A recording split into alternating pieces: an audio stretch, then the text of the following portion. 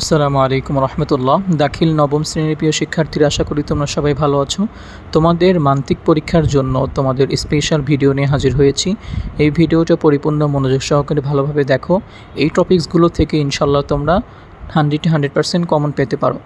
প্রায় সব মাদ্রাসায় কিন্তু এই টপিকগুলো থেকে প্রশ্ন করা হবে, এই জন্য এই টপিকগুলো ভালোভাবে পড়ে যাও, আশা করি এখান থেকে কমন পাবে। তো সবাই এখন তোমাদের কাজগুলো করো, লাইক, সাবস্ক্রাইব এবং বেশি বেশি সাপোর্ট করো, আর কমেন্ট করে জানাও তোমাদের কী প্রয়োজন। খুব দ্রুত আমি তোমাদেরকে সেগুলো দেওয়ার চেষ্টা করব। তাহলে চলো আর দেরি না করে ভিডিওটা শুরু করা যাক। তো দেখো, তোমাদের ক বিভাগ থেকে রচনামূলক প্রশ্ন আসবে। তো 1 নম্বর প্রশ্ন এখানে দেখো, আলফাতা গাইডের প্রথম অধ্যায়ের আলোকে ইলম শব্দের শাব্দিক ও পারিভাষিক অর্থ কী? ইলম শব্দের প্রথমে শাব্দিক, তারপরে পারিভাষিক অর্থ কী এগুলো জানবা। ইলমে তাসাউফ, তো এগুলো হচ্ছে কি, এবং ইলমে তাসদিক এর পরিচয় উদাহরণসহ বিস্তারিত আলোচনা করো। তাহলে তোমরা এই প্রশ্ন থেকে কি পড়বা? তোমরা প্রথমে পড়বা ইলম শব্দের শাব্দিক অর্থ ও পারিভাষিক অর্থ, এই দুইটা জানবা। তারপরে তাসাউফ ও তাসদিকের পরিচয় এগুলো জানবা। তাহলে ইনশাল্লাহ এই টপিকে ক্লিয়ার করতে পারবা। তারপরে দেখো, তোমাদের 2 নং প্রশ্ন এরকমভাবে আসতে পারে মান্তিক।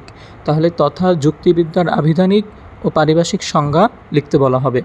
মান্তিক শাস্ত্রের আলোচ্য বিষয় হচ্ছে মাউদুআ এবং এটির শিক্ষার প্রয়োজনীয়তা ও শরীয় বিধান কী। তাহলে প্রথমে শরঈ বিধান তুমি দিবা, পারিভাষিক সংজ্ঞা এগুলো তোমরা 2-1বার পড়লেই তোমাদের হয়ে যাবে। তাহলে মান্তিক যুক্তিবিদ্যার আবিধানিক পারিভাষিক সংজ্ঞা, আর হচ্ছে আলোচ্য বিষয় মাউদু, এর প্রয়োজনীয়তা ও শরঈ বিধান কী এগুলো তুমি দেখে নিবা। তারপরে 3 নং প্রশ্ন দেখো, দালালাত নির্দেশনা, দালালাত অর্থ নির্দেশনা বলতে কি বোঝো? দালালাতের মূল প্রকারগুলো তোমাদের ভালোভাবে পড়ে সেগুলো তোমাদের অ্যান্সার করতে হবে। তাহলে তোমরা 2 নং প্রশ্নটা আশা করি বুঝতে পেরেছো, এবং 3 নম্বর প্রশ্নটা হচ্ছে দালালাত সম্পর্কে।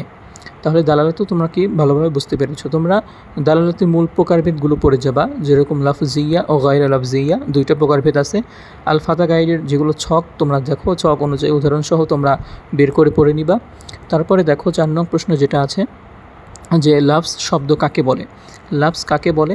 লাফজে মুফরাদ একক যে শব্দ রয়েছে সেটা পড়বা, ও লাফজে মুরাক্কাব যৌগিক যে শব্দ রয়েছে এর প্রকারভেদগুলো বিস্তারিত আলোচনা তোমরা করে দিলেই ইনশাল্লাহ তোমরা ভালো একটা মার্কস পাবা। তাহলে এই বিষয়গুলো তোমরা গাইড খুলে তাড়াতাড়ি পড়ে নিও। তো তারপরে দেখো, তোমাদের খ বিভাগ থেকে সংক্ষিপ্ত প্রশ্ন ও পরিভাষা বিশ্লেষণ এই সম্পর্কে প্রশ্ন আসবে।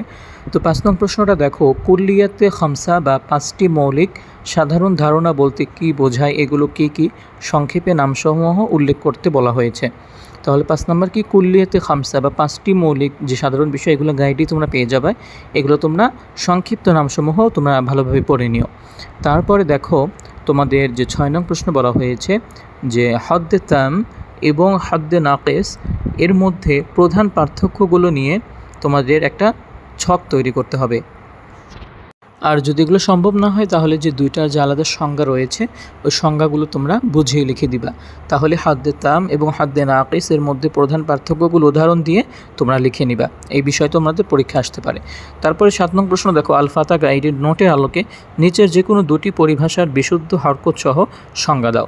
তাহলে নিচের যে কোনো 2টি পরিভাষার বিশুদ্ধ হরকত সহ সংজ্ঞা দিতে বলা হয়েছে। যে সংজ্ঞাটা দিবা সেগুলো কি হবে, তোমাদের হরকত দিয়ে সেটা বুঝিয়ে দিবা আয়াতের আলোকে। তো তারপরে দেখো সেগুলো কি, যেরকম কদিয়া, এটা আরবিতে কাজিয়া লেখা রয়েছে। তারপরে হচ্ছে ফসল, তারপরে হচ্ছে জিন্স। তাহলে হচ্ছে কদিয়া, তারপরে ফসল, তারপরে হচ্ছে জিন্স। তাহলে এই বিষয়গুলো তোমরা গাইড থেকে তোমাদের যারা পড়ছো তাহলে তাদের কিন্তু একটু হলেও ধারণা রয়েছে। এই বিষয়গুলো একটু স্টাডি করো, ইনশাল্লাহ এখান থেকে তোমরা 100% কমন পাবে। তো ঠিক আছে সবাই, তোমরা কমেন্ট করে জানিয়ে দাও কোনো কিছু না বুঝলে। আর অবশ্যই কিন্তু সাবস্ক্রাইব করতে হবে, নাহলে কিন্তু পরবর্তী ভিডিও তোমার নিউজ ফিডে যাবে না। অবশ্যই সাবস্ক্রাইব করবা, একটি করে লাইক দিবা, এবং তোমাদের বন্ধুদের সাথে শেয়ার করে দিবা। তো ঠিক আছে, সবাই ভালো থাকো, সুস্থ থাকো।